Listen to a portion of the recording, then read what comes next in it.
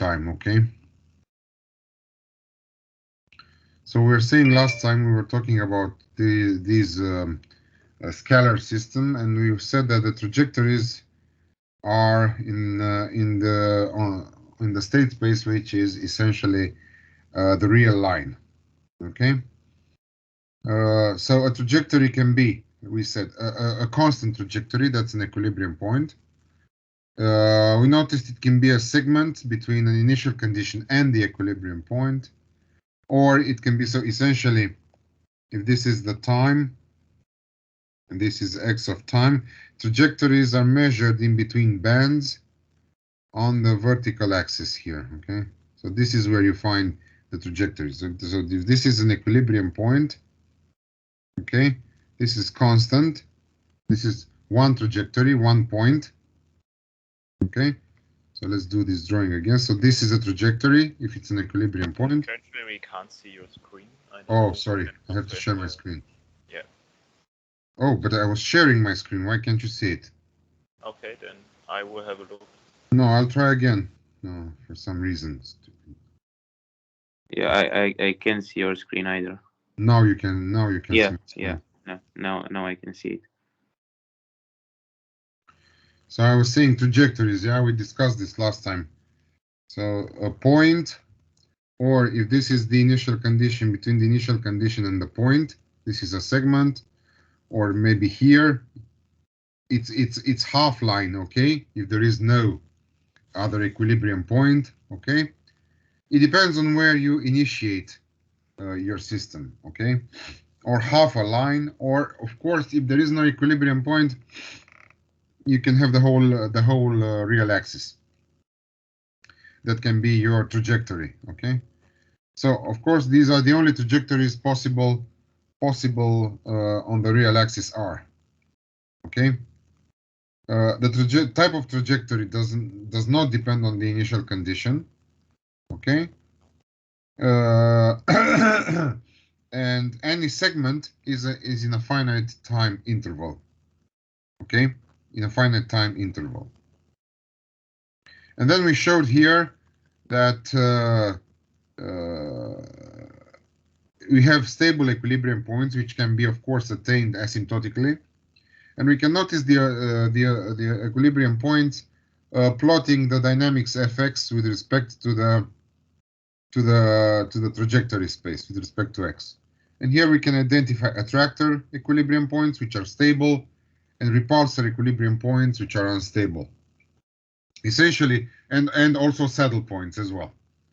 Essentially, what we have here is we can see an alternation, okay, between these. So you can never have an attractor following an attractor or preceding an attractor. You always have to have a different point. So the sequence is always two different points, okay, types of points. So if you start with an attractor, you might end up with a repulsor or a saddle point, and then an attractor again, and so on and so forth.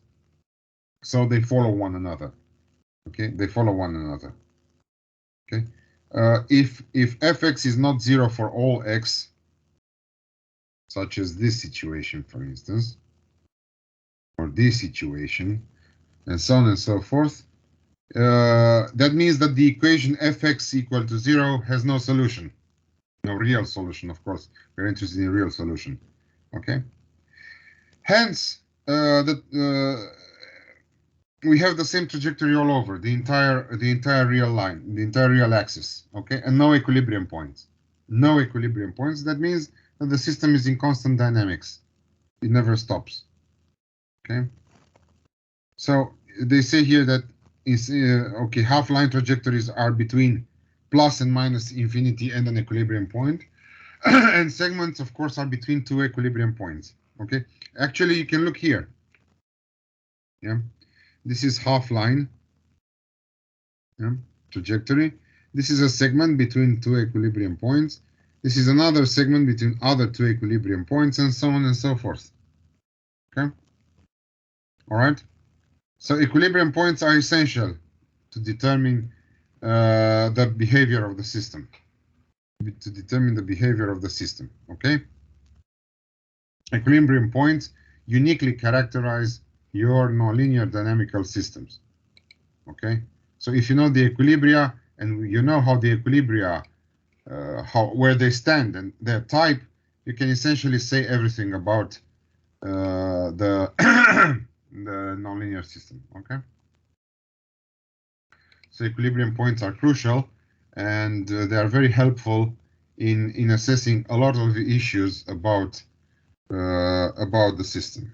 And we had the examples last time, and you remember we did them on using pen and paper, or actually using Maple, and that was fun because in Maple we could see the formula and everything, and we could compute essentially anything. Keeping in mind that these systems are very simple since they are scalar systems. Now we can assess.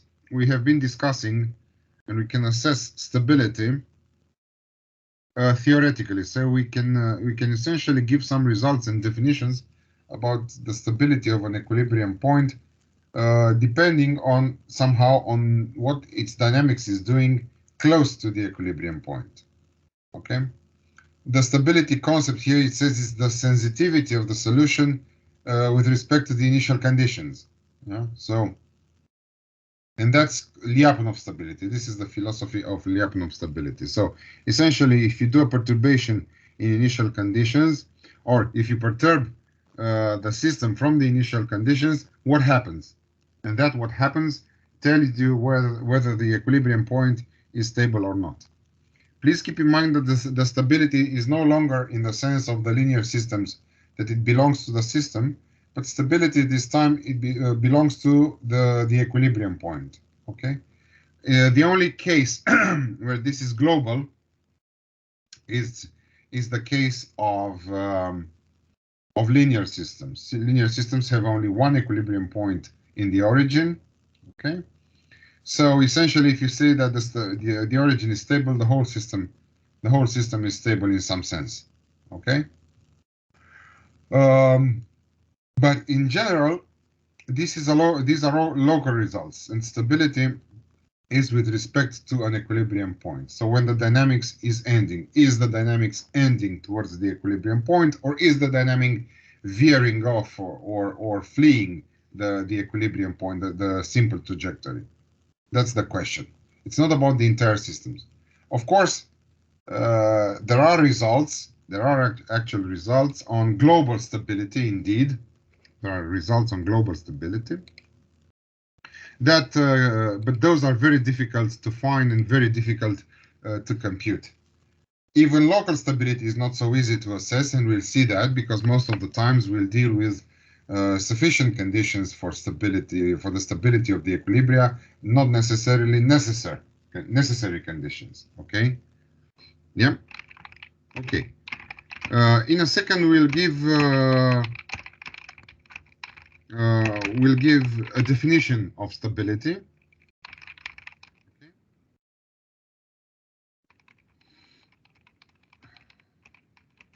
One second. Yeah. We'll give definitions of stability. Now, of course, the definitions probably, as you can notice from the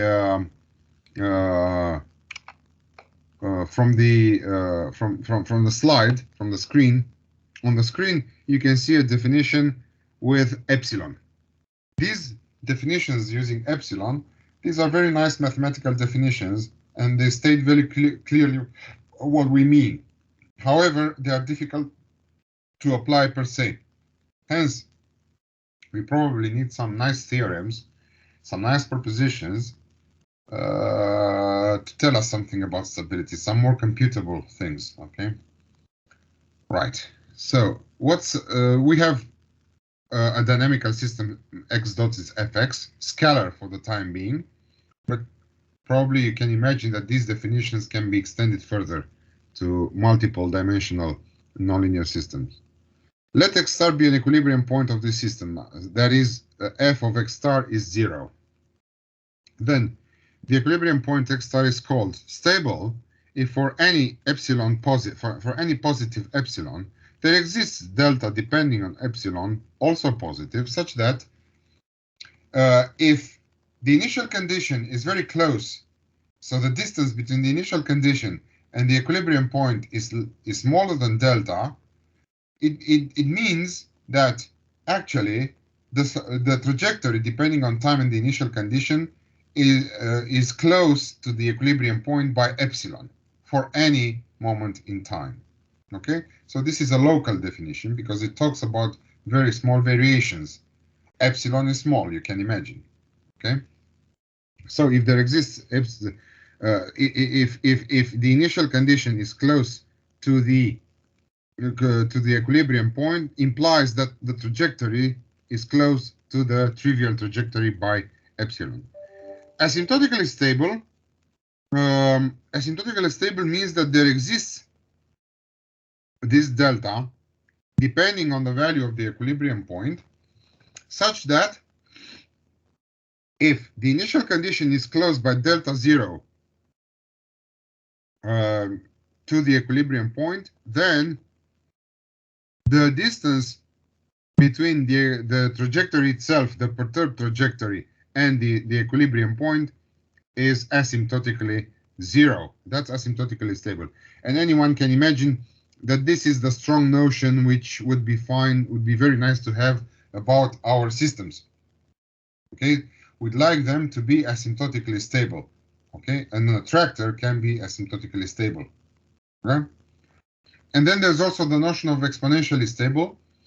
If there exists alpha, beta, whatever, such that there is this exponential boundedness condition between the distance between the trajectory and the equilibrium point and the distance between the initial condition and the equilibrium point. So this actually means that if we, starting from an initial condition close to the equilibrium point, if the system is stable, then the whole trajectory will go to the equilibrium point. Okay, that's the idea. And in this case, X star is stable in some sense, stable or asymptotically stable or exponentially stable. In the linear case, where we know that the solution is e to the power atx0, okay? So you can substitute this here. And you'll notice that this will go to 0. This is for a negative, right?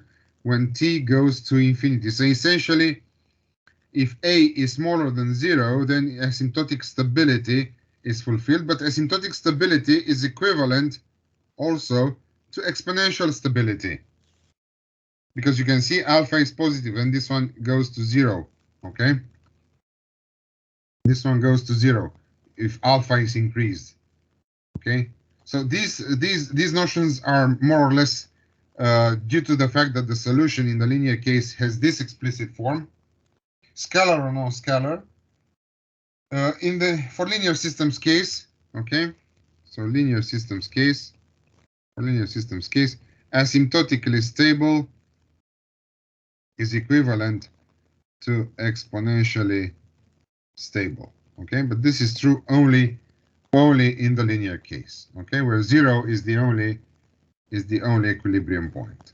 Now, how can we assess stability without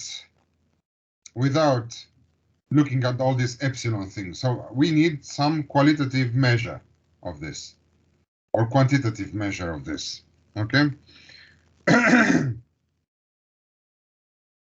The answer to this question is the linearization, or the so-called first-order approximation.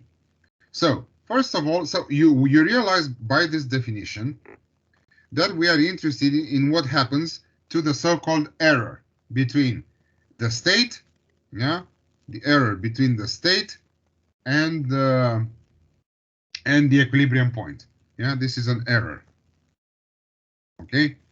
Here, of course, error expressed in some sort of distance. This is, for instance, here is the absolute value. It may very well be some sort of norm if you'd like to define some other type of stability. Hence, it only makes sense that we need to look at this variable, the error between the actual trajectory and the equilibrium point. Okay, Well, this, then we substitute this. This means that x is epsilon, not epsilon, but psi. This is psi. This means, this means that x is x star plus psi. Okay, fine. Then this means that x star, x dot is x star is a number. So when you do time derivation, the number goes away. So x dot is psi dot. X dot is psi dot. So the dynamics of the error is the same with the dynamics of the state of the original nonlinear state of the nonlinear system as well. Okay. Hence, you can easily write f being f psi plus x star. And this by Taylor series expansion, since f is assumed smooth and analytical and all this stuff, f admits a Taylor series expansion, okay, around which point? Around which point? Around psi, around 0, yeah?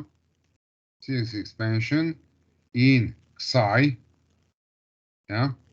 So in the variable psi, because this is there are two variables here, in psi, around 0, yeah? Okay, so psi is plus x star. Yeah? Okay, not psi, but x. X. So at equilibrium, okay, psi star, if you substitute x with x star, psi star is 0. Okay.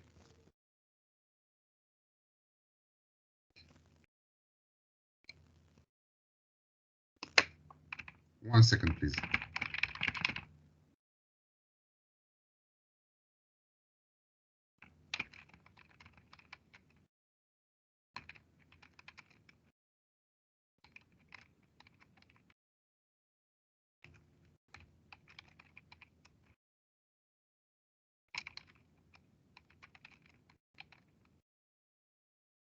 One second, please.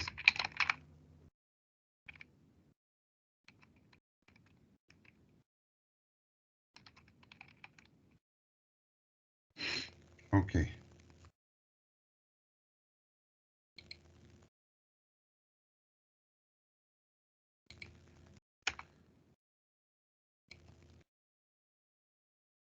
So we do the Taylor series expansion, and this is what? This is f prime and psi around psi equal around 0, around psi equal to 0. Then this is what? This is f of x star plus, yeah, psi is 0. So 0 plus x star, then plus f prime 0 plus x star. I should write it like this, so to make it clear, okay? Let's do it here, okay? Let's do it here.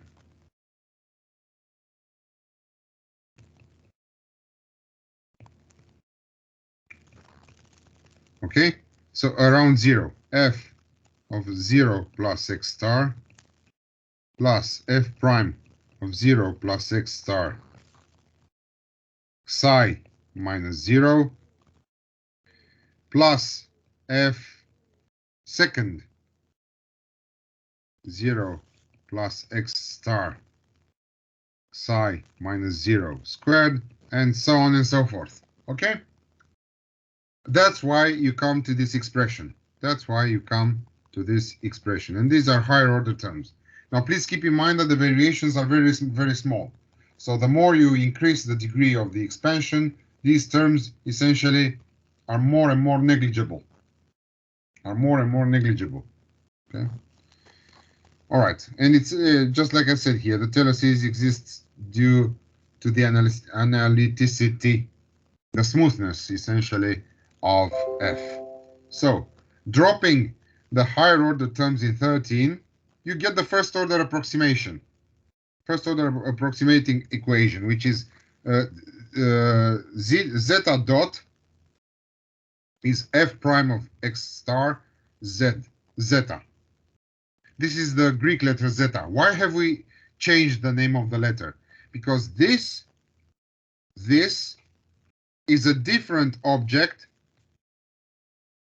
than x dot is fx. And x dot is fx. It's different.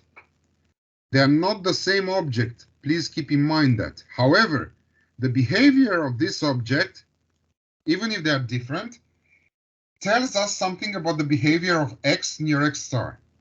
This is the reason for introducing this, for changing the name of the variable, okay? Because essentially, they are two different objects. They are not one and the same guy. This is another guy. But this is very important. And please keep in mind that this guy contains this very important quantity, this very important value, okay? So you have the new mathematical object number 14. Let's see what 14 can tell us. What is the general solution of 14? What's the general solution of 14? Okay, assuming 14 has an initial condition zeta 0. Okay, we know taking the separation, okay, by separation of variables, okay, using the separation of variables, the general solution of 14 is this one. As we know, yeah, exponential of f prime x star psi 0. Please notice that f prime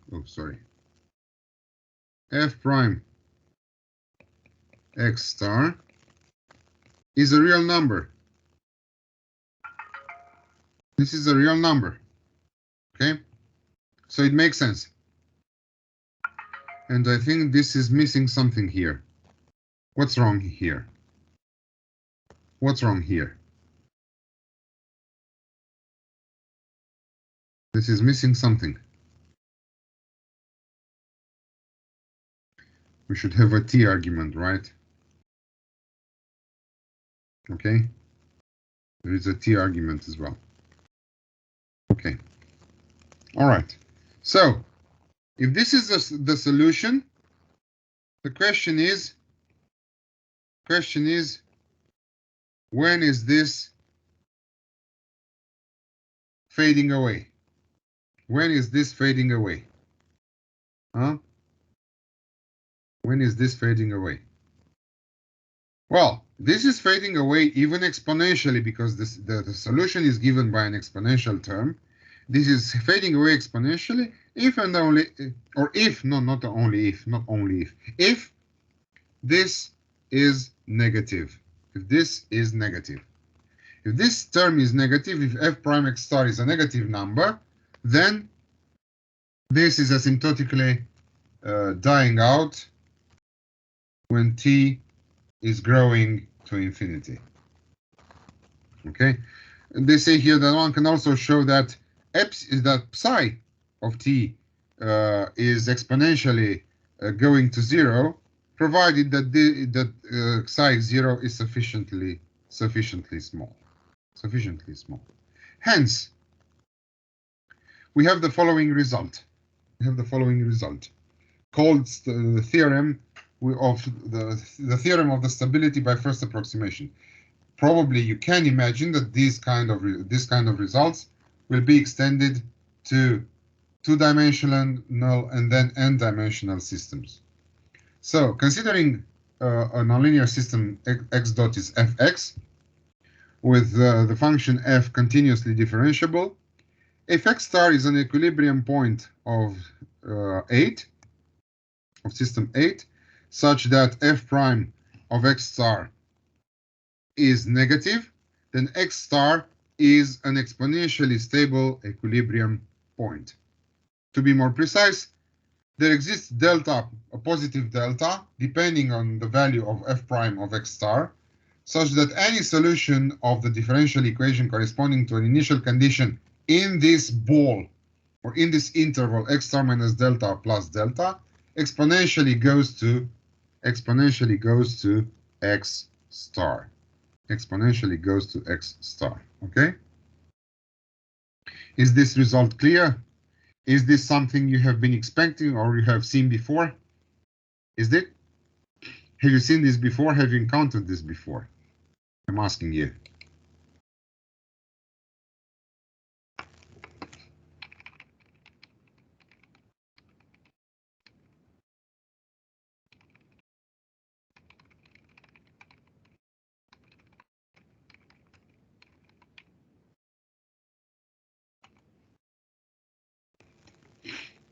Have you seen this before?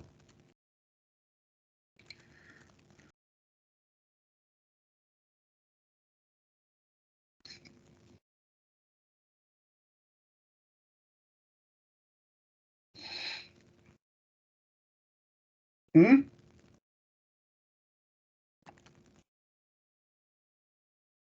Have you run into nonlinear systems? Have you done this kind of an analysis?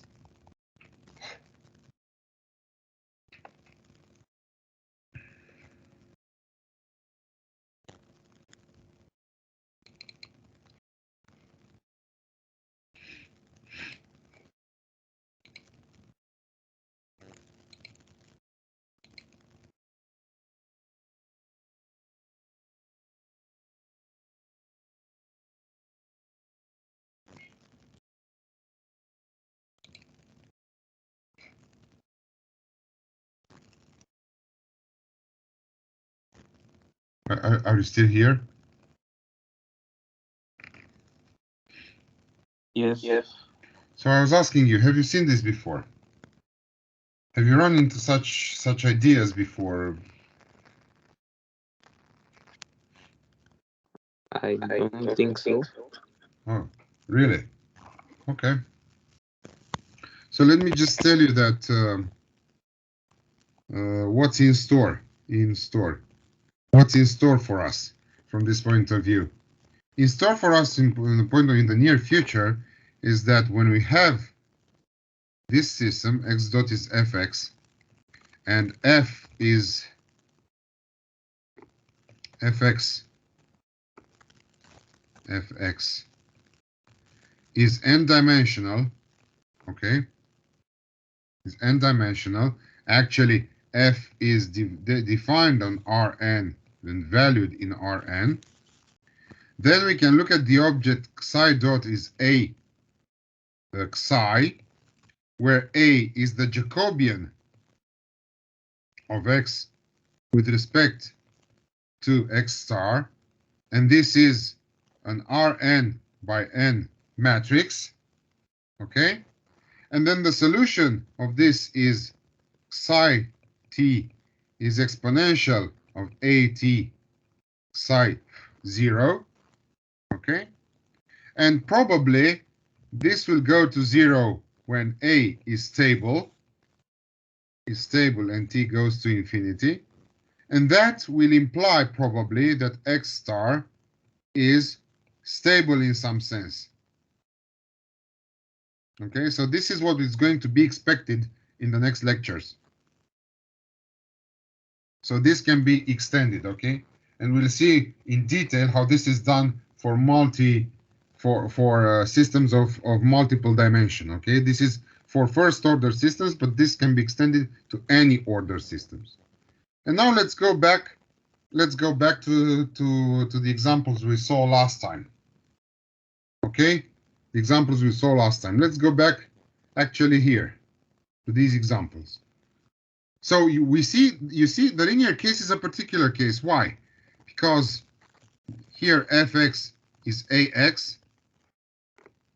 Okay? Then here you have the equilibrium point x star equal to 0. Then f prime of x star is actually A. And if A is negative, then X star is stable.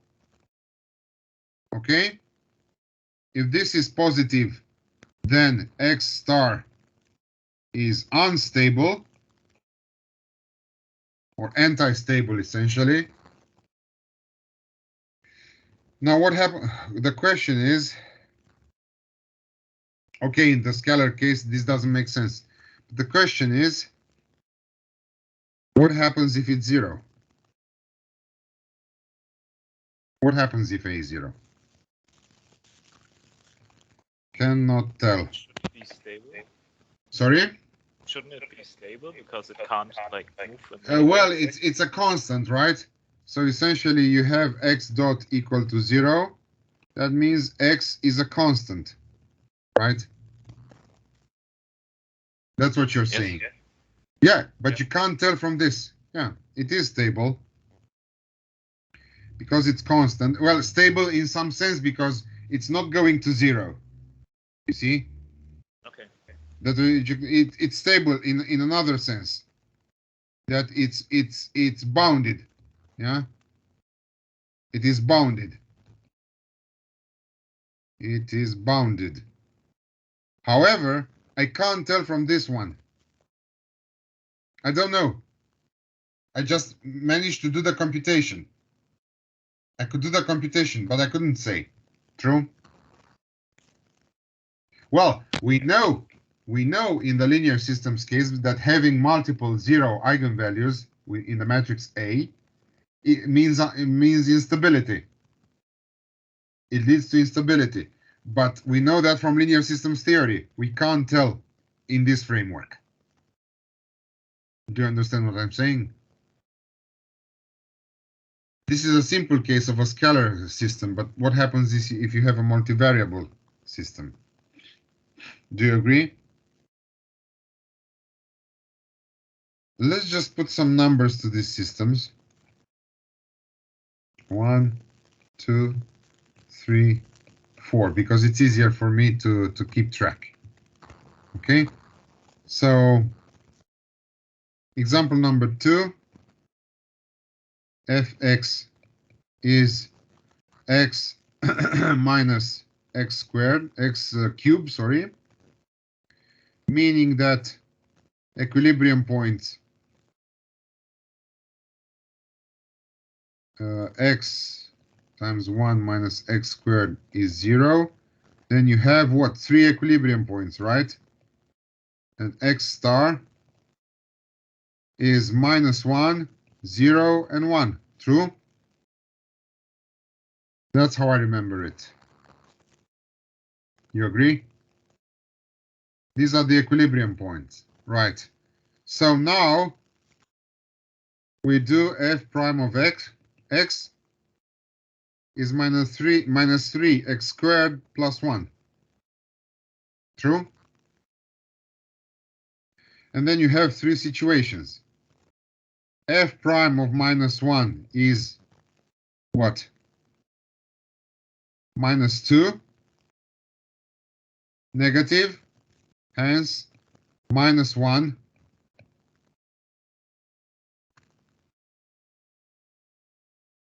is exponentially stable attractor. Attractor, if you remember. Right? Huh? How was the graph of this?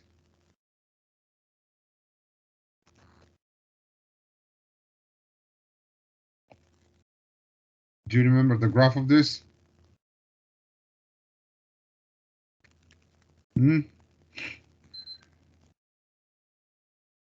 Something like this. No, sorry. If I remember correctly, the graph of this function.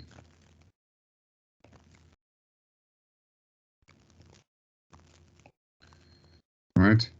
So if this is -1, it was something like this. True? You remember?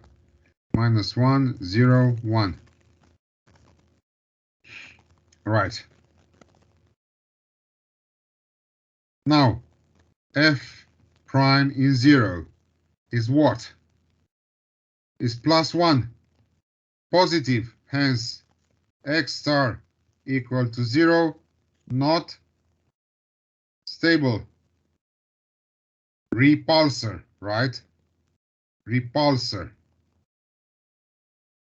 Because so this was positive and this is negative, so it's an attractor. And this is a repulsor. This is a repulsor.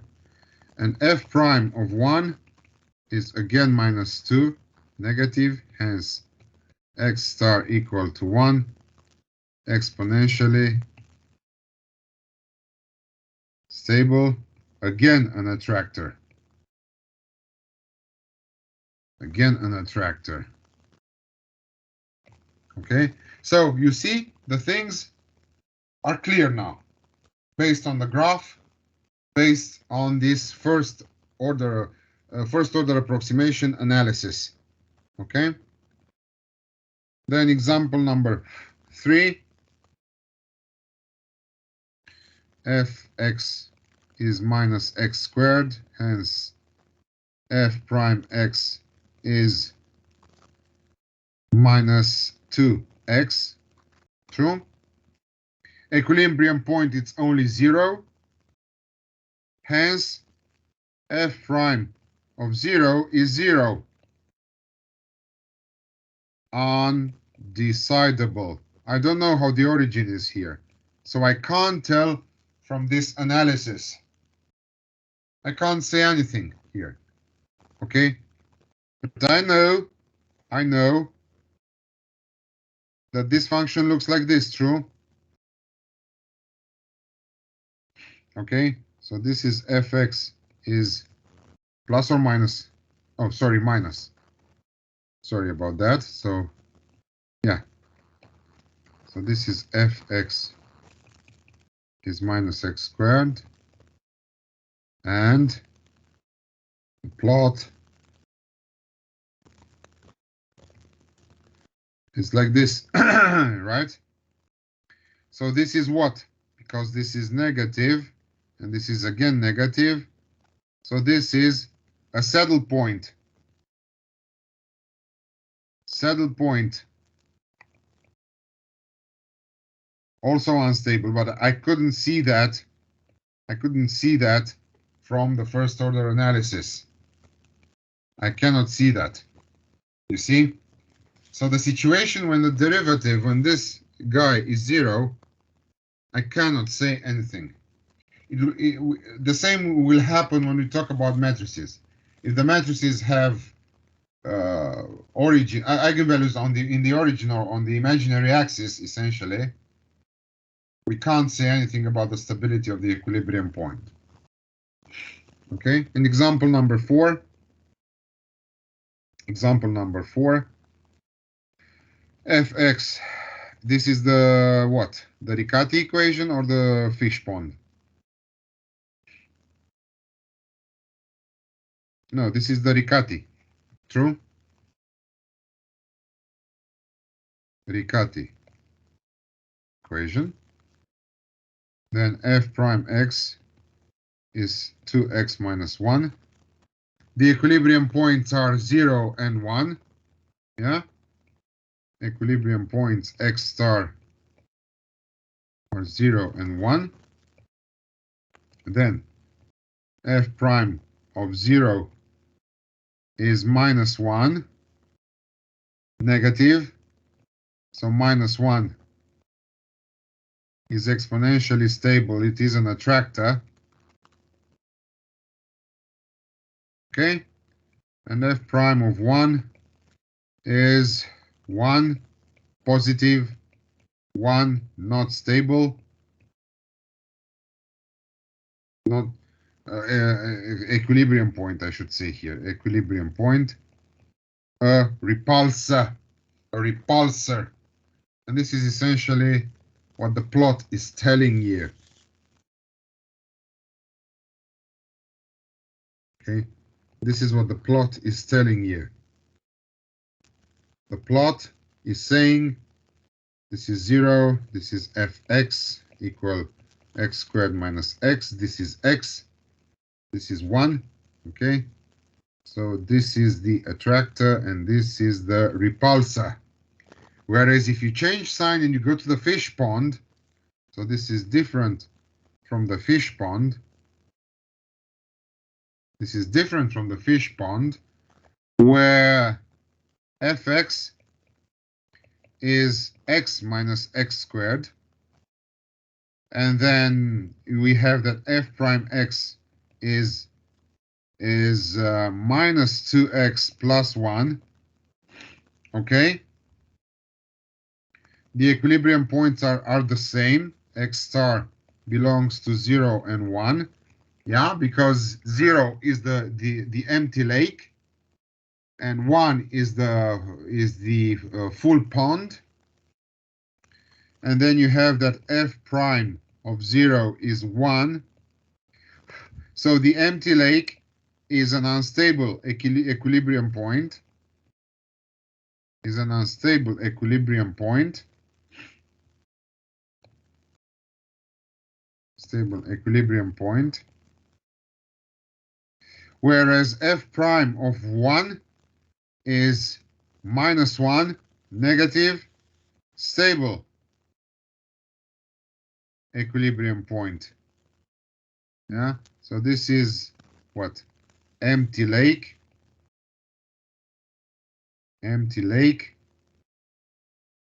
full pond. Okay, this is the equilibrium. Okay, so these are the examples. Okay, have you got any questions, please?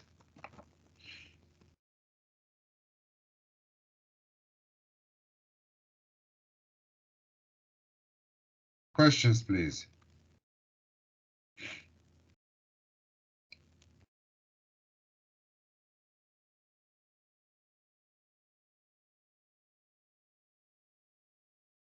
I'm listening. Like this question is general, but Please. just wondering the function we are looking at. How can I transfer to the real world? How can I look at the function and see where the points are, and maybe in the minus x square example, I think it was example number 3, how to see if it's how to get if it's stable or not unstable. Is there a way to see it or to look at it, or? So I think your questions, I'll rephrase your question and how I understand it. What happens? So what happens in the case when the derivative is 0? That's your question.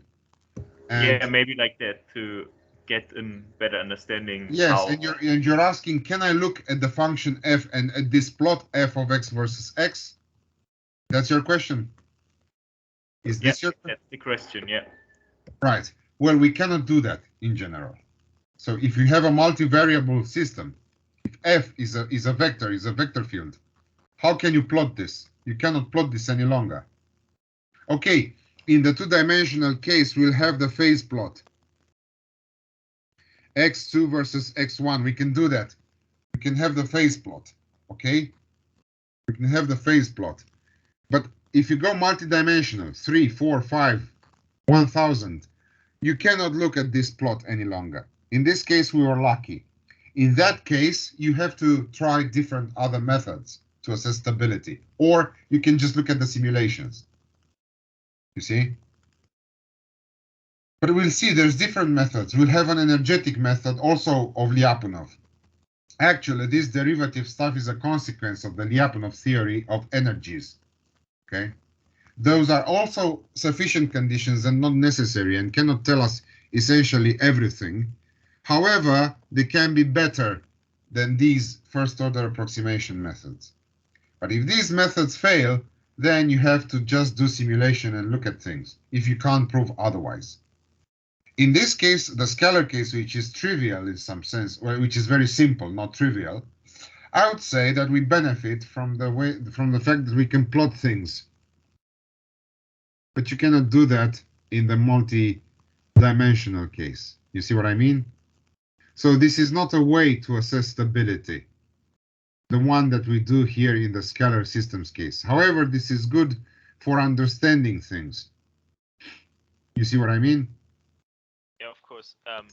Do you have an example for like real-world example of a scalar problem, or is Well, just you like can't made have up no, for no. Of course, there isn't a well. There is the fish pond. That was a real example. There's also an example of water tap filling up a tank. There is an example like that in the handwritten notes I have there. Okay, I know they're in Romanian, but maybe the colleagues can explain them to you. And there's also, you can also look in the book of Khalil, the book which is on Moodle. You can look for real examples. We can look together. I'm not sure if I can access Moodle from Teams any longer because Teams has changed. Oh no, you cannot. In the past, you could access Moodle from Teams. Apparently, you cannot do that any longer. But I think we can do it online. Let's see if we can do it like this.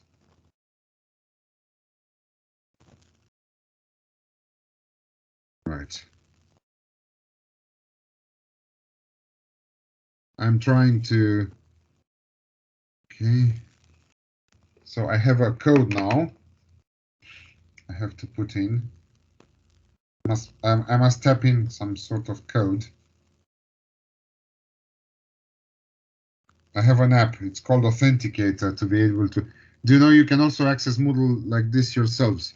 You have to authenticate yourselves with some sort of app. Okay, so I'm in. Okay, so I'm going to the Moodle of this lecture. Let's go to books. You have here Khalil book, you see? Can you see on my screen?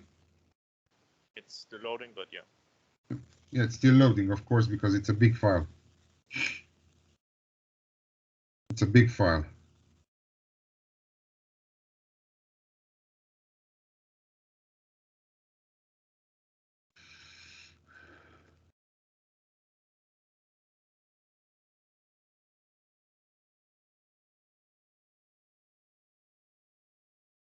I don't know why. Oh, yeah, here it is. So this is the table of contents, preface. I'm not sure if it has here. Yeah, I'm not sure if the guy has here first order systems. That I'm not sure of. Introduction. Okay. The pendulum.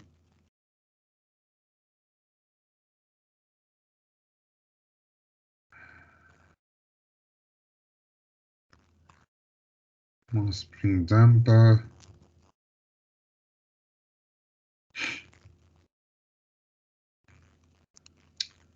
So I saw the Van der Pol oscillator. So you have a lot of examples here. You can have a look through them. Common nonlinearities. Right. I'm not sure if this book has first order systems as a chapter. I have another book in French.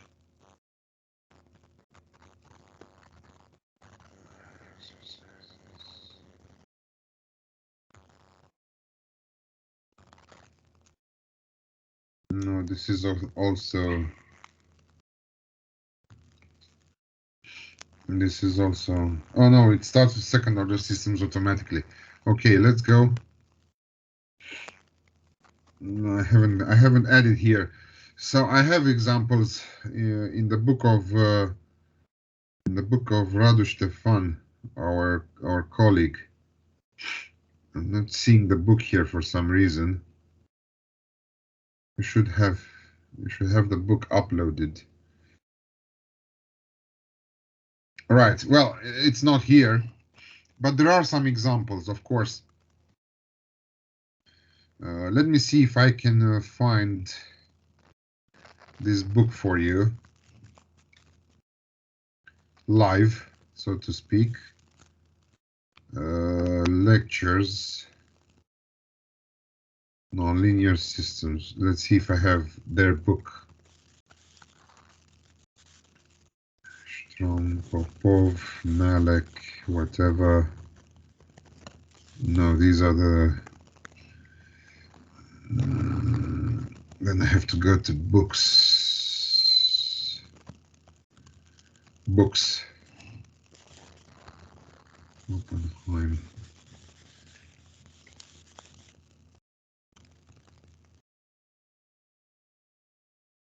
This one. This is a book in French, okay? Written by Vladimir Razvan from the University of Craiova, together with Radu Ștefan. They are very good friends. Vladimir Razvan is an expert in calculus of differential equations. And, well, I'm sorry it's in French. This one has a chapter.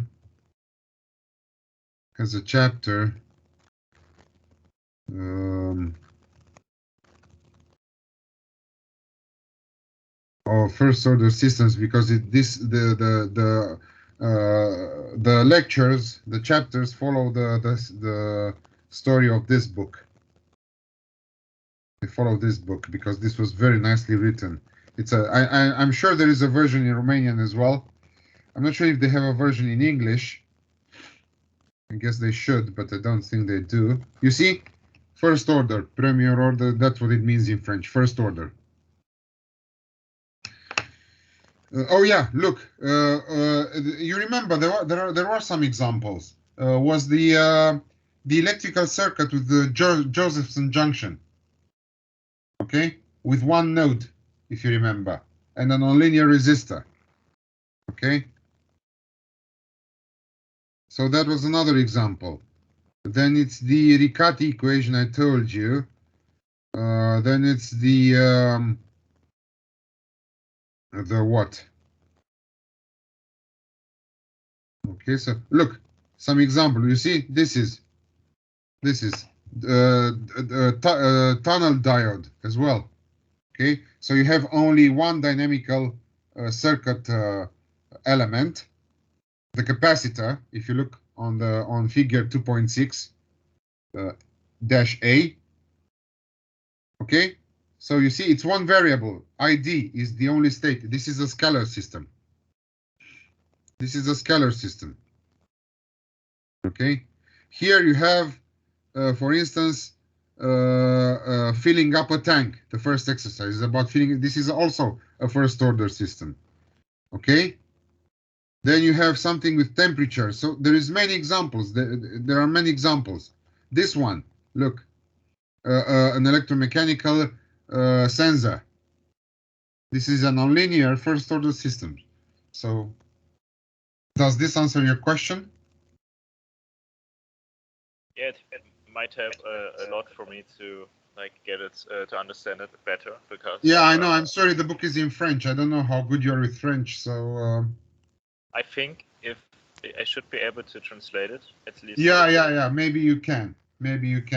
I have to talk with Professor Radu Ștefan and ask him if there is a possibility, whether there is a possibility to translate this book someday, because this is a great book. This is a great book. Okay. Yeah. This is a great book. I love it. Not because Radu Ștefan is my mentor and friend, one of my mentors and very dear friend, but because they are really smart people and they know what they're doing. So they know deep mathematics, applied mathematics, and calculus and differential equations and all this difficult stuff. Okay, I'm trying to present here to you. Okay, right.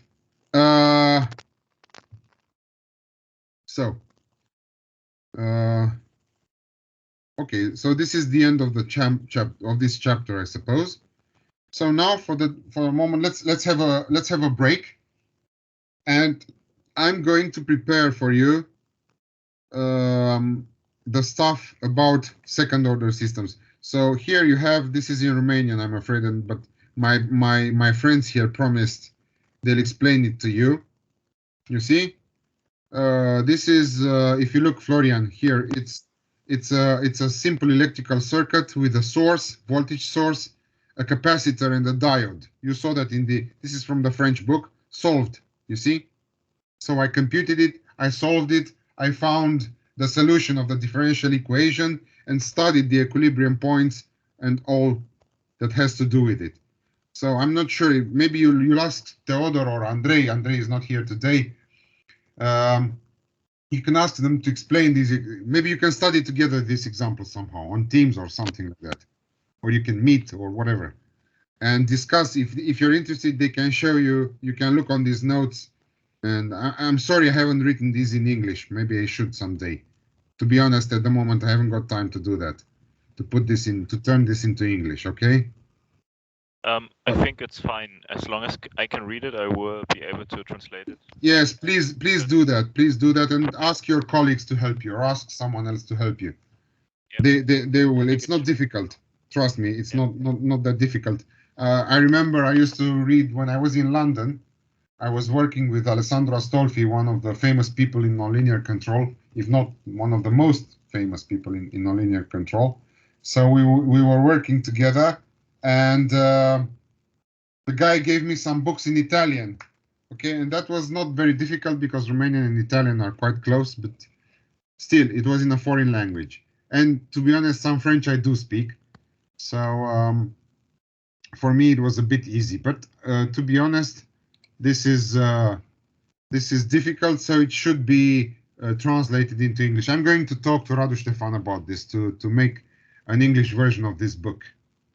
Okay, and probably I'll try to help him do that. Okay. Yeah, no problem. Right, but this is for long-term stuff, for future work.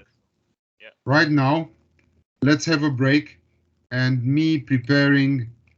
We are going now towards the next chapter of this, chapter 3. I'm preparing here.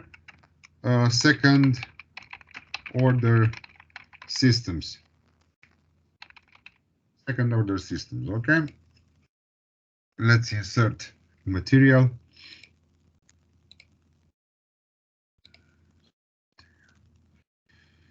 Right. Lectures. So please do your assignments, okay? Please do that. Please do your assignments. I'm going to open all the assignments and leave them open and wait for you to sort them out, okay?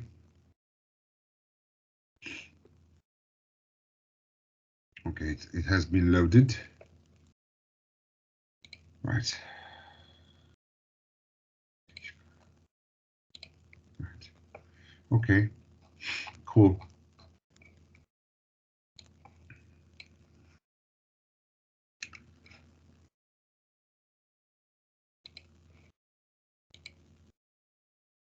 So let's meet again 10-15 minutes. You agree? Fine from my side. Great.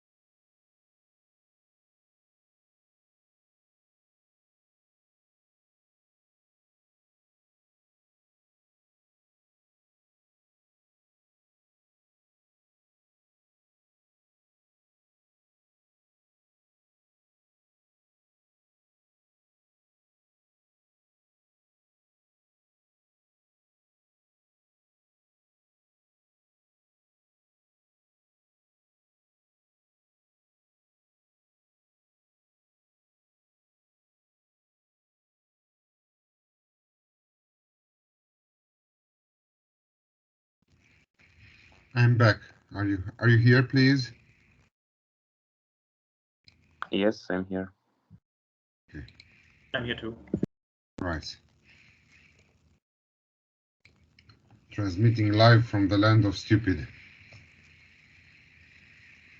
Okay.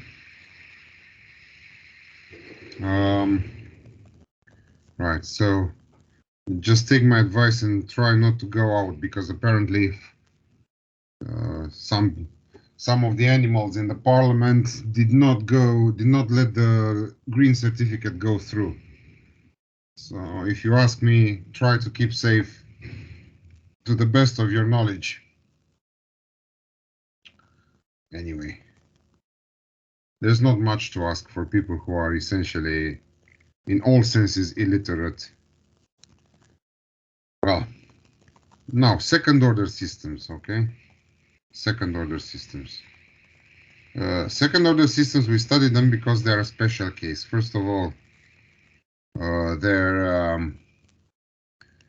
their trajectories are what now? They are curves in R2. Okay, they are curves in R2 with two coordinates, x2 and x1, because the solution space is R2 this time. They also generate a large class of nonlinear systems. Okay, so a large number of nonlinear systems are described based on second order systems. Okay, what else?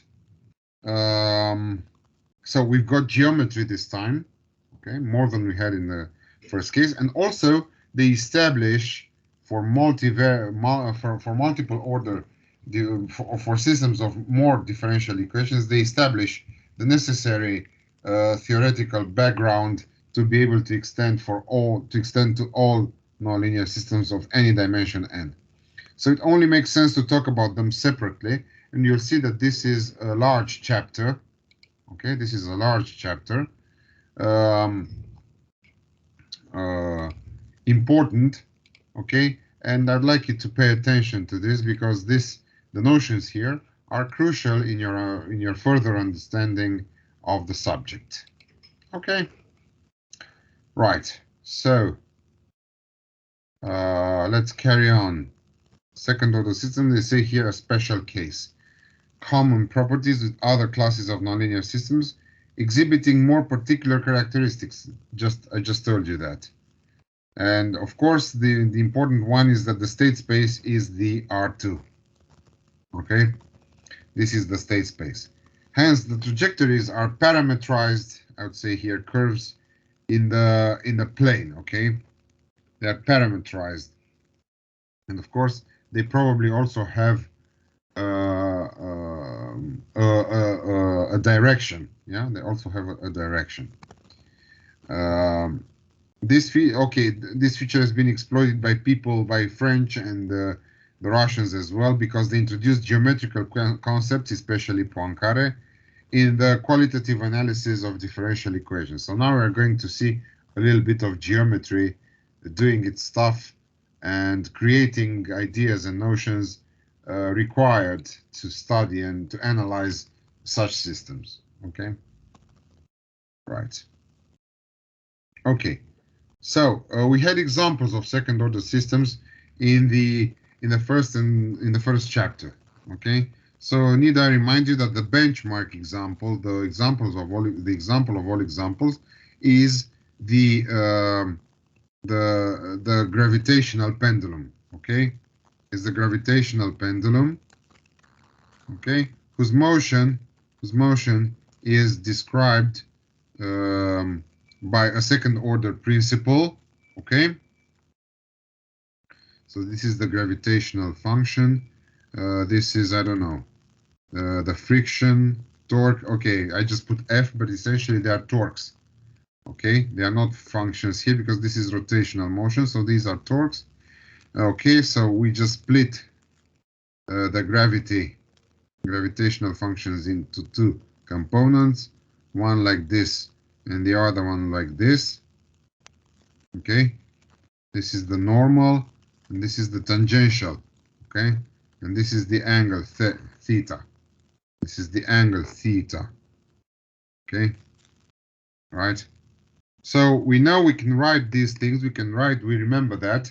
We can write the second order principle or second law of Newton, or Newton's second law.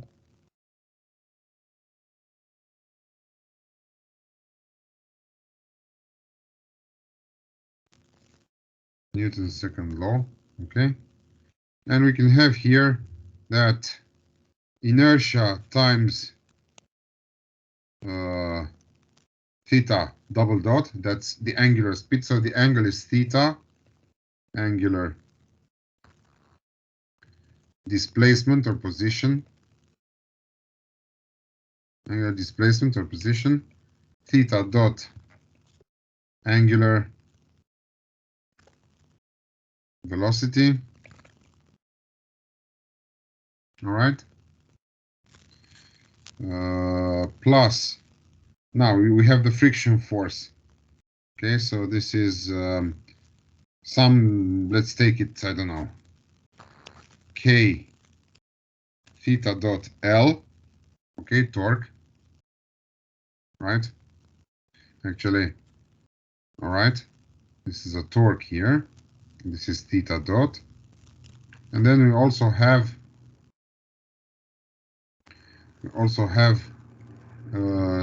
just like the elastic force, okay? Let's put it ready like this, the torque, okay? And this is another torque. This is the input, okay? But this or it can be zero. It can be zero, okay? Or actually, this is given by the gravity. Like we can put it like this: G tangential L. L is the length of the rod. L is the length of the rod. Okay, this is L. Okay, so you get a differential equation, theta dot, okay, plus K this plus something like some coefficient alpha, I don't know now, sine theta equals 0. And this is the nonlinear part. And this can be easily transformed into a system of two differential equations. I think this is actually G over L, this alpha. G over L. Yeah, I think it's this one. Plus K over L, not sine theta, sine x1, sorry. x2, okay? Okay, so this is x1, and the velocity is the x2. And you get the second order system. The second order system. Hence, the behavior of this guy, yeah, is in the phase plane. Angular velocity versus v angular displacement. This will be where we plot the solution of such a system. Okay, we cannot plot any longer fx versus x. Not like that, but it's actually the same. It's actually the same. It's actually the same because you plot x2 dot or x1 dot versus x1. x1 dot versus x1. Okay. Right. So we saw many examples. Okay, then there's the mechanical oscillator. We can see the van der Pol oscillator. We can see many other examples of second order systems. Yeah, it's a huge class. The RLC circuit with some nonlinear inductors or some nonlinear capacitance, whatever. In chapter 1, either they're described by a second order differential equation such as the pendulum we just saw, or by a system of two first order differential equations such as the neuron, for instance. The neuron was described like that, if you remember. And of course, any second order equation can be easily transformed into a systems of two first-order equations. These representations, they say here, they're usually equivalent because, for instance, in general, the pendulum has an equation such as this one. So the acceleration, yeah, plus a function depending on the displacement and the velocity, okay? So y is position in general, okay? You can call this is in general for anything. Y dot is velocity,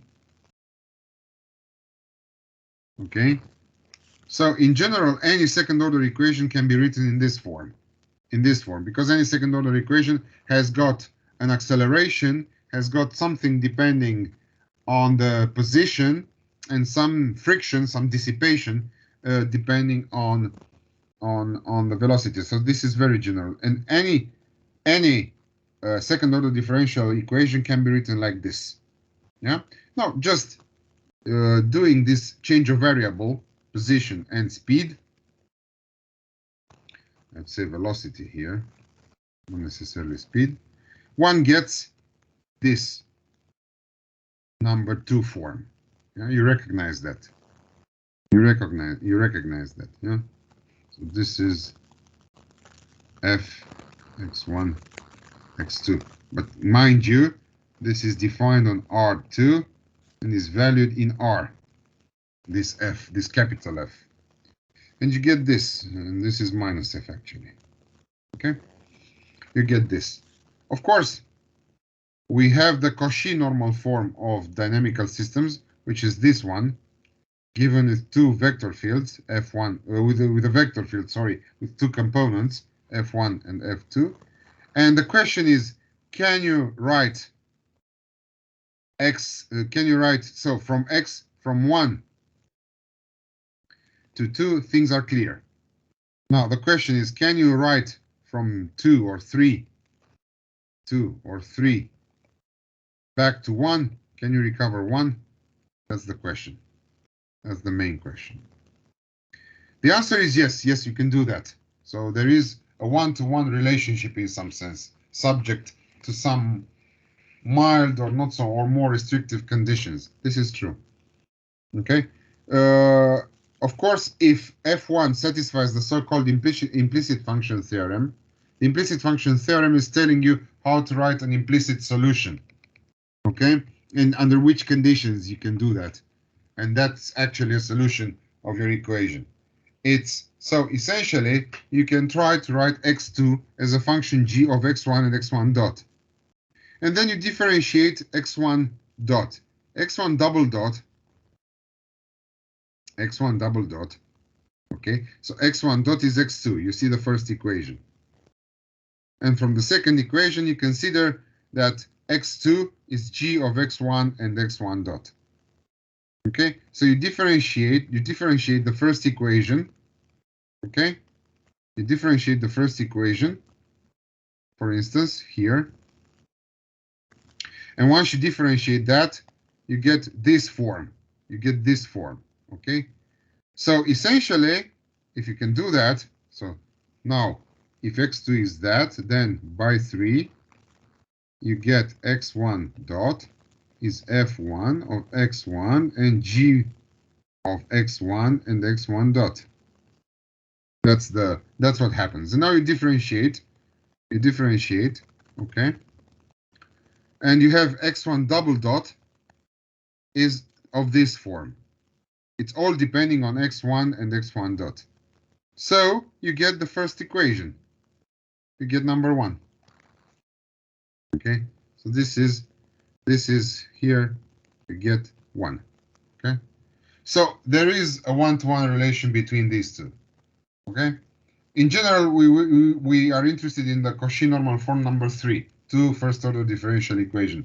But the examples we are using, you can go from one representation to the other one very easily. Okay? Where f is a vector field in R2 and x1, x2 are the state or the phase variables. Okay? Phase, because these are phasors. If you remember, the R2 plane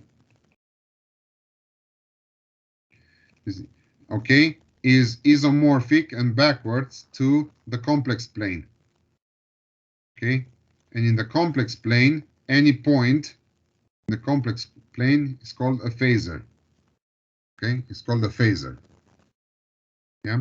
Why? Because it's constantly changing the angle. If it's circling around, it's changing the angle. Okay, it's phase. Okay, so we are going to use terminology from physics and also from the geometry, things established by this famous French mathematician and physicist called Henri. I think Henri was his name, Poincaré. I hope so. I hope I'm not making a fool of myself. You can check that yourselves. Now, what are the trajectories? The trajectories are in the plane now. The trajectories are in the plane and written like this. So they are curves parameterized in the initial conditions and the time. So probably these curves have a direction to follow. And you follow a direction. Okay. Right. Some geometrical considerations. The direction of the vector field, they say here, f in x, is given by this angle. Theta f of x is the arc tangent between the value of f2 and the value of f1. Okay, and the value of f1.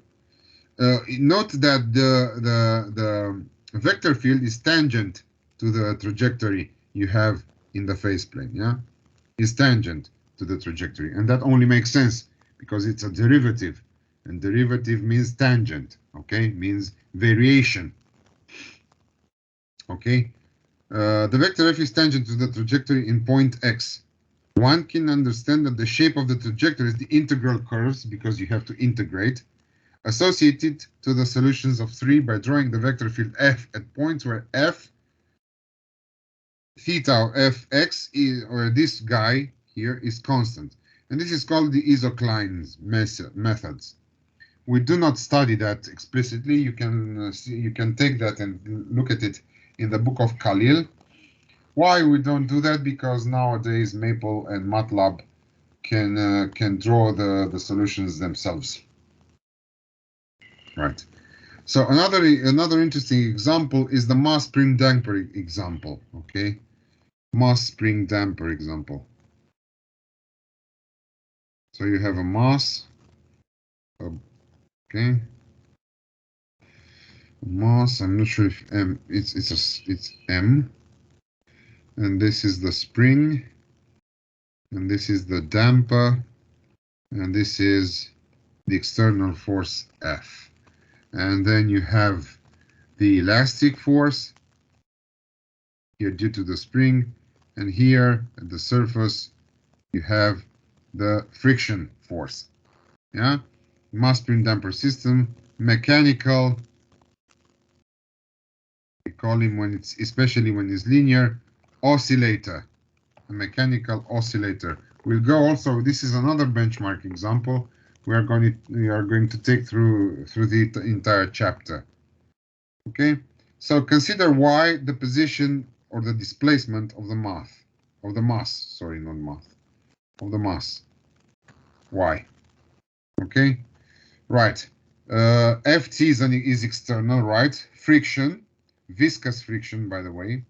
Talk about viscous friction. And F is the elastic force, and the elastic force is a function of the position, not necessarily linear. We are used to, in the linear world, or in the linear framework, okay, in the linear framework, okay, we are used to taking the elastic force to be proportional to the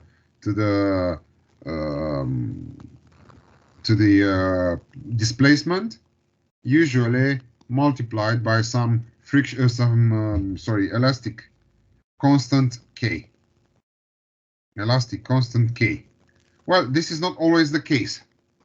This is very simple-minded and very restrictive. Why? Because the spring might have other characteristics that this linear approach is not covering. Okay, is not taking into account. So for small displacements also for small displacements, you can take this linear version. Of course, this is due, so that means that this linear version, okay, this linear version, yeah, is just some linearization of some nonlinear, some Taylor series expansion of some nonlinear function. So essentially, you can have other terms as well. Okay, so it says here that for larger values of the displacement y, gy is a nonlinear function. Gy is a nonlinear function. Yeah, corresponding to how soft is the spring or how hard is the spring. Things that the linear function cannot exhibit. We don't know what this is with a linear function. So essentially, we do need a nonlinear function to do that. Okay, assuming now that the driving force is constant and taking the friction to be linear, this is also an approximation. Okay, keep in mind you can also have nonlinear dissipation or friction. Let's take it linear, so proportional to the velocity. With some real constant, yeah. C is a real positive constant. We can rewrite equation 3. We can rewrite. Oh, okay. So the nonlinear function of the spring is this function. Okay. So you see it's with a position in the third degree. Okay. Here it should be like that, and you can have either the first version of the function or the second version. So the first version is for the soft spring, and the second version is for the hard spring. Okay, look at the sign change as well. Look at the sign change. And now if you add, like I said, a linear friction, you can get the equation of the mechanical oscillator with a soft or a hard spring in form 6. In form 6. Okay. So once you do select these variables like that, you get the system of first order equation. Okay, so this is essentially x dot is f of x. Okay, x is x1 and x2 with the initial condition x naught.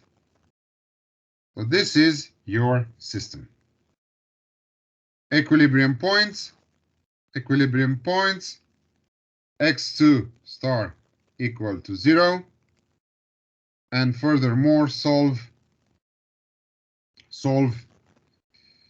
minus k over m x1 minus plus k over m a squared x1 to the third power equal 0 to get equilibrium. Okay, so for x2 star, to get x2 star, solve this.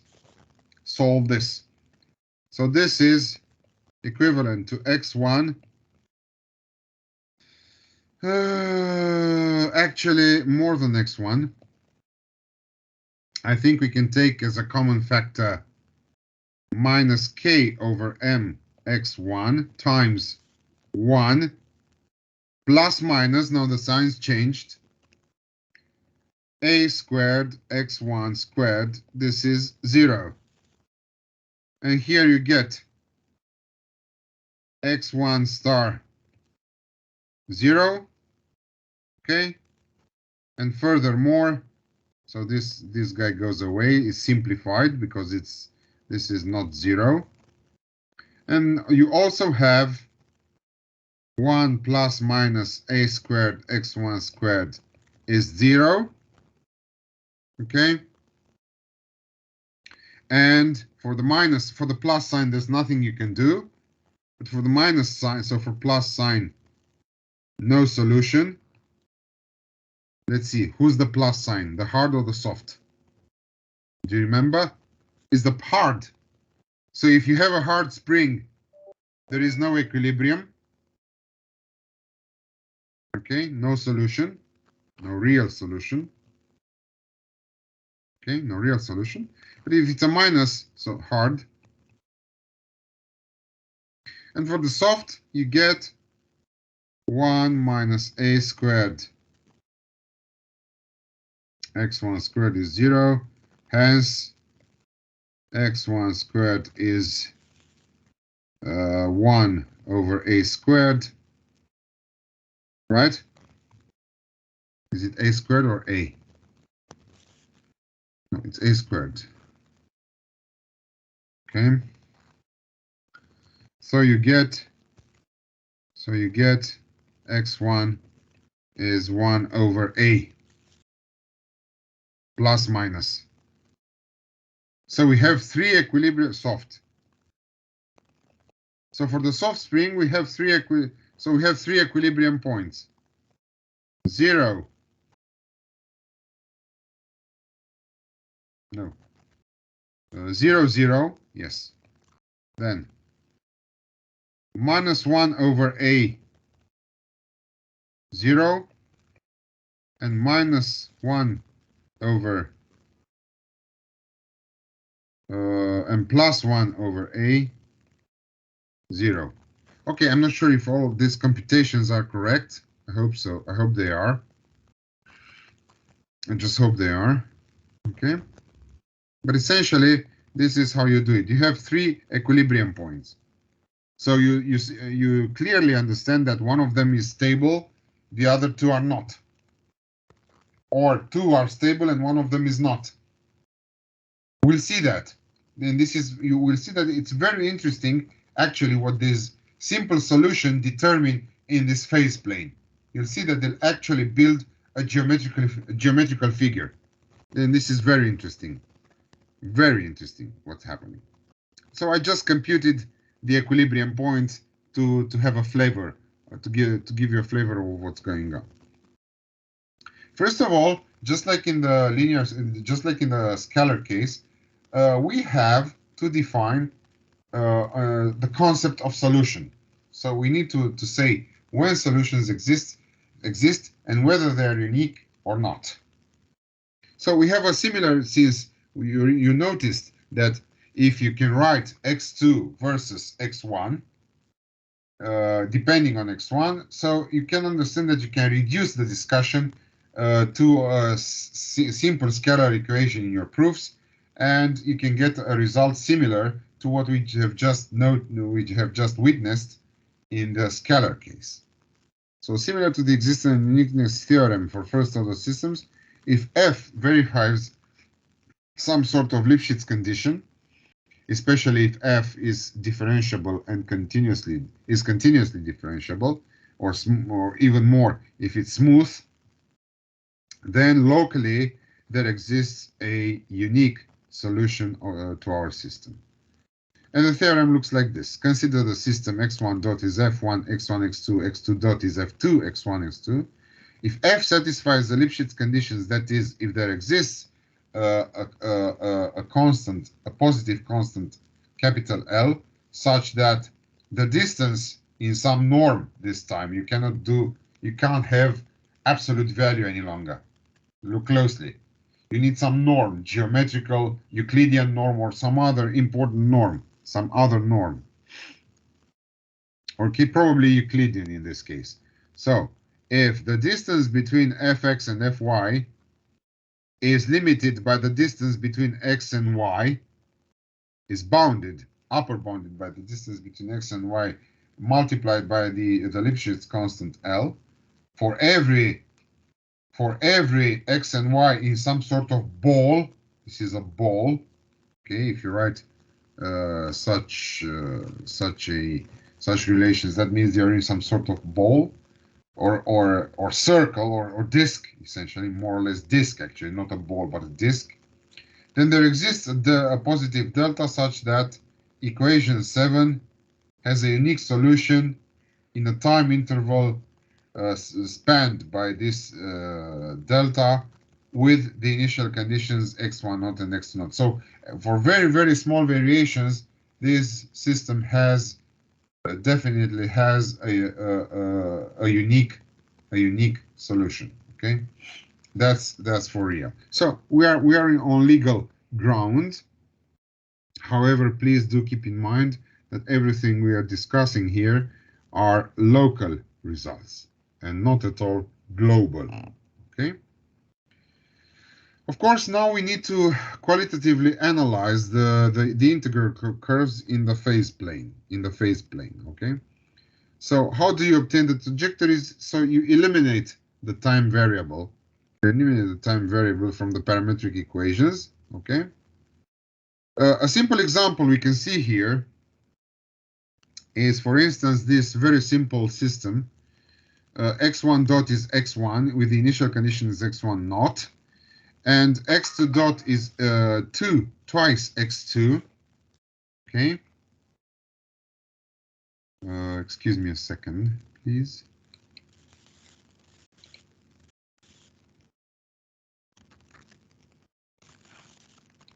Right. Funny pictures.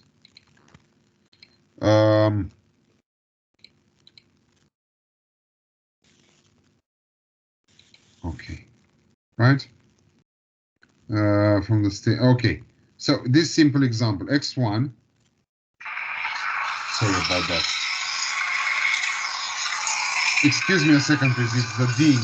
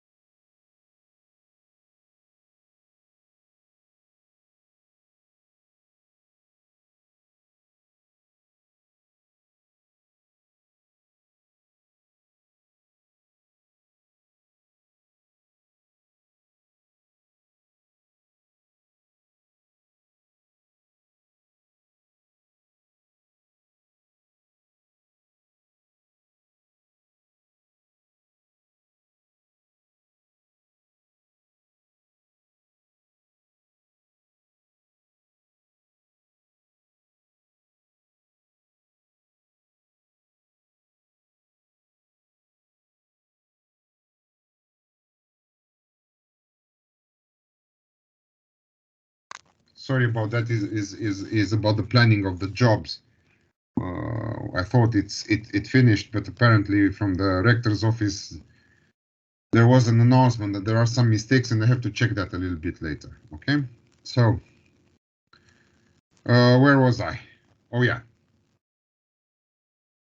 I have this integral. Okay, so we've got this guy. You see, what can we see here? We can see that actually x2 is a constant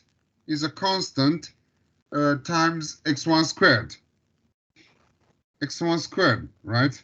Now, who is the constant? That's the question. And I think the constant, so you get here that this exponential is x1t, x1, 0, you see? So then x2t, x is x1 over x1, 0. I'm dropping the t argument because it's bugging, and time like this. So this is x2, 0 over x1, 0 squared, x1 squared. So this is the constant c. This is the constant c. So you see, you can write this sort of relation, x2 equals gx1. So you can have an explicit trajectory. So you can plot. You can make this plot. You can make this plot. What does cx1 mean? What does cx1 mean? If c is positive, let's say this is positive, x1 0 squared is always positive. So this is equivalent to saying x2 0 positive, right? Then you can have, what does this constant actually do? This constant actually is like this, c.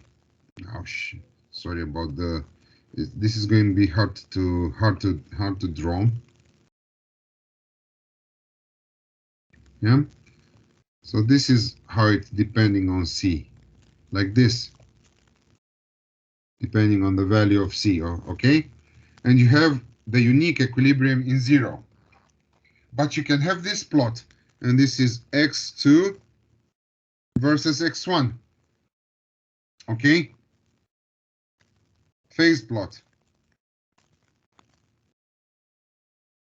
Phase, not pulse, but plot. Phase. Actually, it's not. Oh, it's not z, it's s. Shit. Phase. It's called a phase portrait. Actually, not a phase plot. It's called a phase portrait. Can you always do that? Yes, you can extend this analysis, and you can always do that. Okay. Conversely, getting the solutions, that is the parametric equation from the state space trajectory, it's not always possible. So solutions are not necessarily uniquely determined in this fashion. Okay. So how do you do this? Consider the initial state x1 naught x2 dot, this trajectory at moment t, at time t0. And then you have another arbitrary point, x1f and x2f, at moment tf. Okay, you can imagine that the initial and the final moment in this case, they're not very far from one another.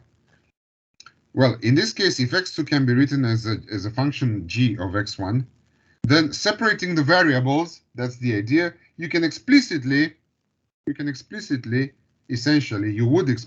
compute a solution. So if this is always possible to write this, you can always apply the separation of principle. Okay, and you can compute that explicitly, but this is not always the case, unfortunately. However, there are like the isoclines methods and other methods to essentially plot the phase portrait, because this plot is very, very nice. Essentially, this plot is very, very nice, and we will see that we'll be able to always draw this, and we'll try to see how this is analyzed. Okay. All right. Have you got any questions so far, please? Do you understand something? Or anything for that matter?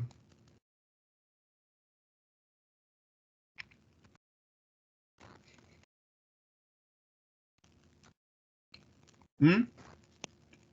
Is it understandable?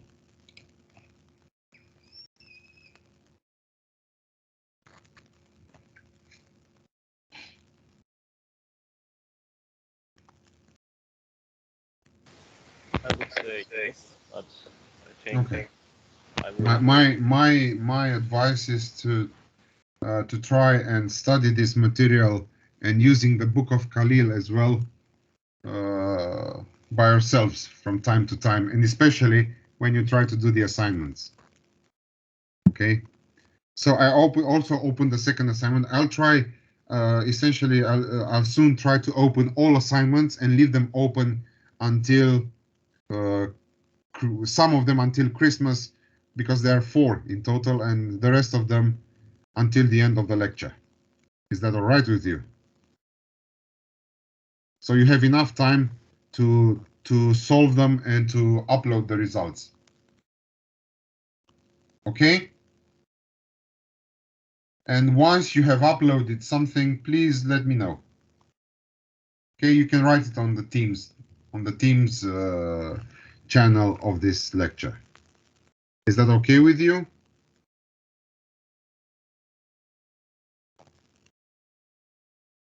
Hmm? Yes, it's okay for me. Fine. Now, again, the same questions like we had last time in the scalar case. Can 2 solutions cross? Of course they cannot, because they're also in some areas which cannot be jumped over. Okay, they cannot be crossed. Okay. The character of motion along a trajectory, it says here, does not depend on the initial. So the character of motion does not depend on the initial condition. And this is the fundamental property of a dynamical system, and we saw that in the scalar case as well. So it doesn't matter where I initialize, the behavior is the same. So it doesn't matter where you initialize the pendulum, it's still a pendulum.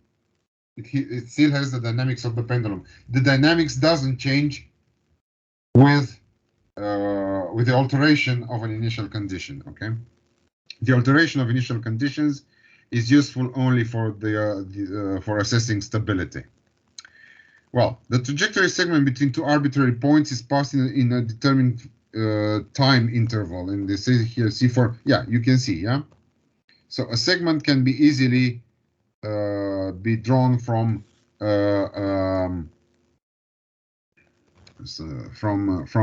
in a finite time. Okay, so here you can write that this integral from x10 to x1f d lambda f lambda. I write it again, g lambda, but I want to write in a different form. It's tf minus t0. I think this makes it clearer now. This makes it clearer now. Okay, the question is, for which special points, it says here, does the integral in 9 become an improper one? This is a good question. So you see, this is an integral. You see, and it depends here is x1 and x2 essentially, but or x1 written or x1 and x2 written as a function of x1. So the question is, for which point does this integral not converge? When is this integral not converging? Can you tell me? For which kind of points?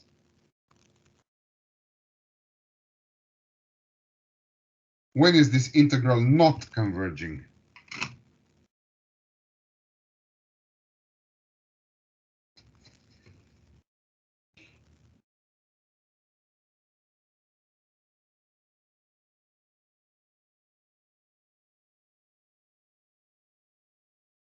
When is this integral not converging?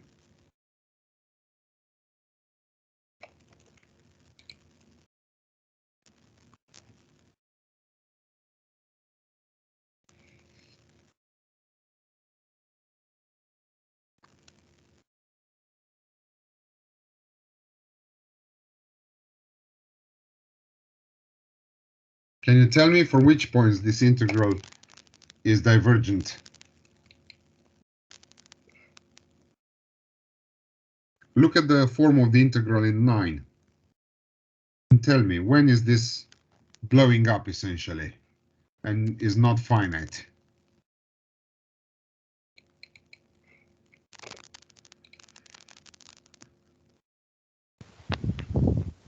I would say for big values for C. For big values of C, the constant, or I don't know. no. Look at the. So you have a dynamical system, and look at this. Look at this integral. It is a fraction, and look who's in the denominator. So when is this integral blowing up?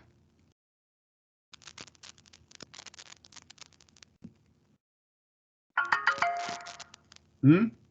Can you tell me? I have no idea actually. Well, when f is 0, true?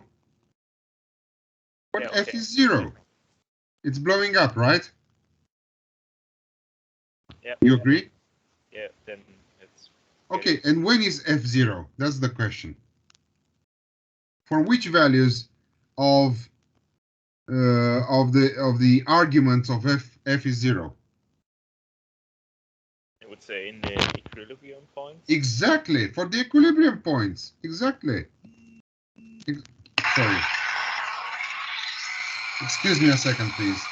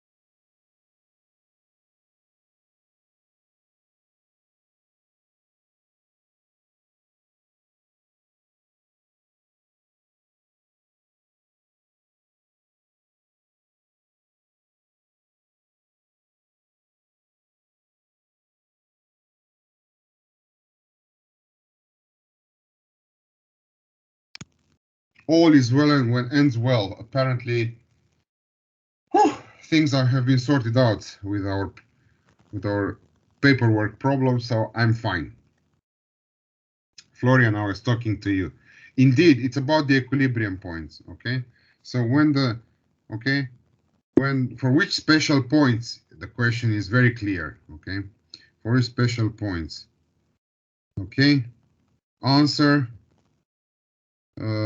for the equilibrium points. Equilibrium points, which is equivalent to f of equilibrium points. I'm writing it like this, is 0. Okay, I'm saying it like this. Okay.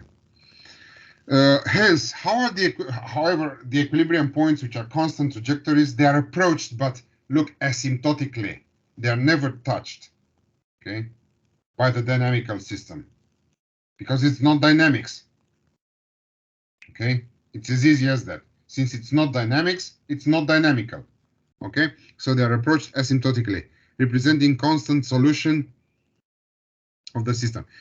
Another question, how does such a trivial solution look like in R2? How is the trivial solution looking in R2?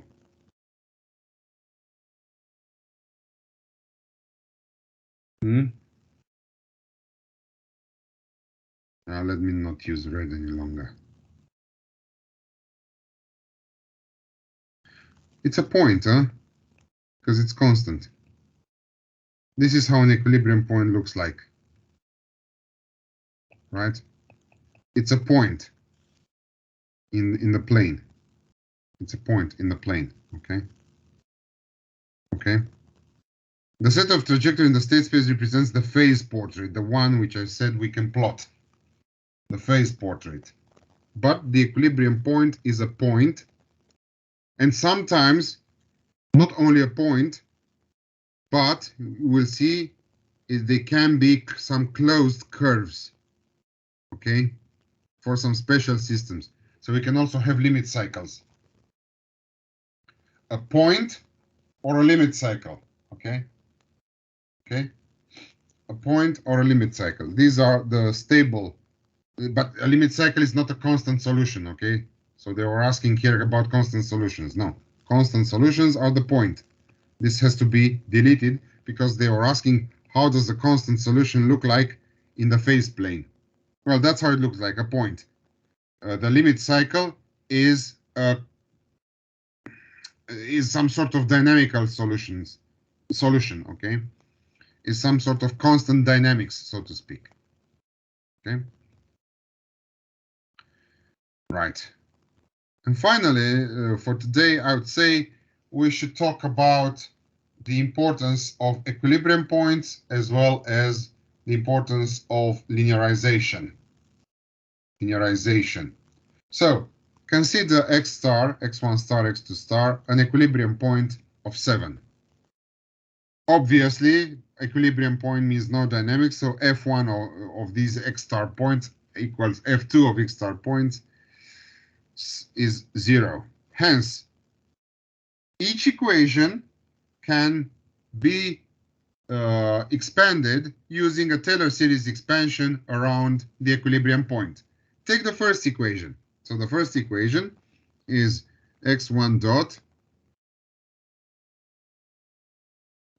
is f1, x1, x2, yeah? And f1 is analytic and all that, so we can have a Taylor series expansion. So how is this going? Okay, so it should start like this. f1, x1, x2 is f1, x1 star, x2 star, plus, and then you take, but this is from the equilibrium, so this is 0. That's why it's not appearing here, okay? That's why it's not showing up, because it's 0.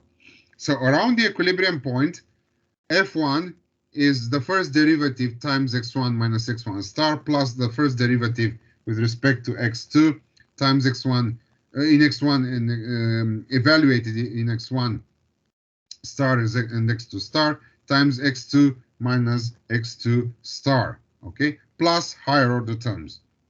The same qualifies for the second, the same applies to the second equation, Okay, and these terms, these O terms, satisfy such a relation, a norm-based relation. Okay, so when h is the variable here, h in some norm approaches 0, so when x is very close to x star, so the closer x gets to x star, the more zero, the more negligible are these terms. Okay. Now we introduce the errors just like we did in the first order case. You see, so the lecture today is a bit symmetric. We saw what we can do in the scalar case. Now we see what we can do in the two-dimensional case. So 1D versus 2D, and things look pretty much the same.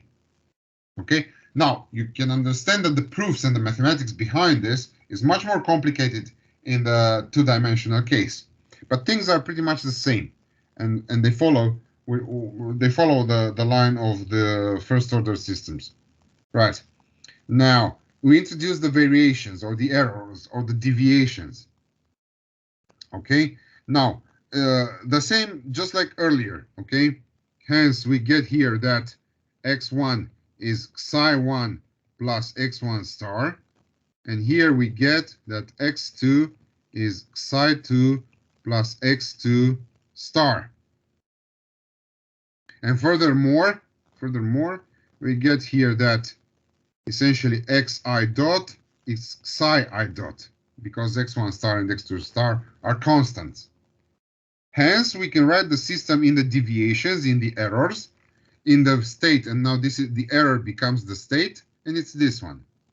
And if you look closely, you can easily write psi1, psi2 dot each of them is some matrix multiplied by psi1, psi2, and this matrix is who? Well, you see D1, df1, dx1,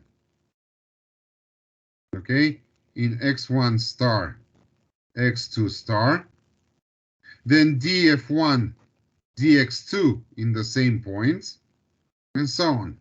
Okay? Okay? So if you multiply this matrix, which is actually the matrix number 12, with psi1 and psi2, you easily recover this guy.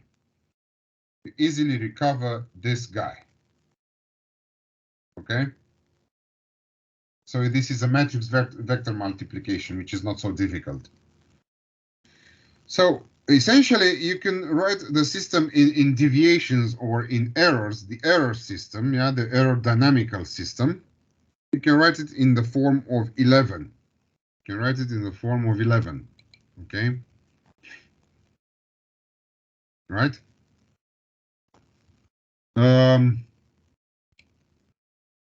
Right. What does linearization actually mean now? It means that you essentially neglect the higher order terms. It's not that you cancel them. You see what I mean? Or truncate them. You don't do that. You're not setting them to 0. You're not canceling them. Okay? You're just neglecting them. Okay? So essentially, that's what linearization means, neglecting the higher order terms given in O psi. Okay?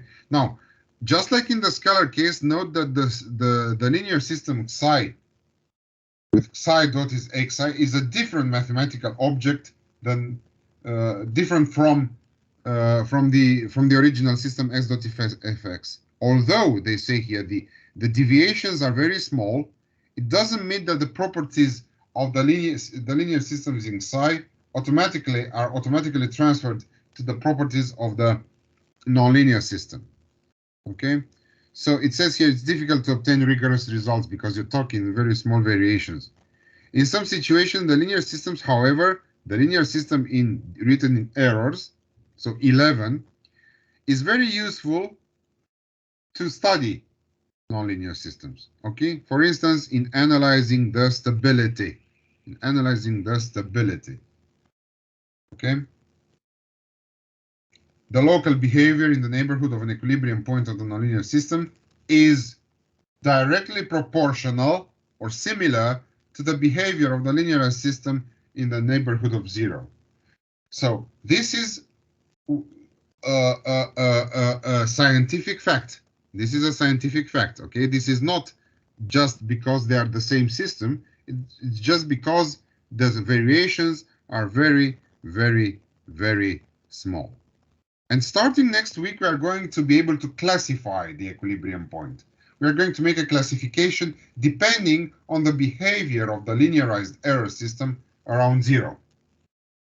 And we are going to assess the stability, okay? And this is the major portion of second order systems we are going to deal with next week, okay? I suggest we stop here. I hope you agree, because there's plenty of information today, fed out to you today. So I think we should stop. And I'm going to ask you, 1, do you agree to stop? 2, have you got any questions, please? Remarks, questions, and comments. Please. For me, stopping is fine. And for now, I don't have any questions. All right. Next week, we'll also see a bunch of examples. Sorry? No, I just said that it's the same for me as Florian said. Right. You are going to get, you'll have some files, probably you can find them in the file area. I'm trying to upload the Maple kit for you because we are going to look at phase portraits next week as well.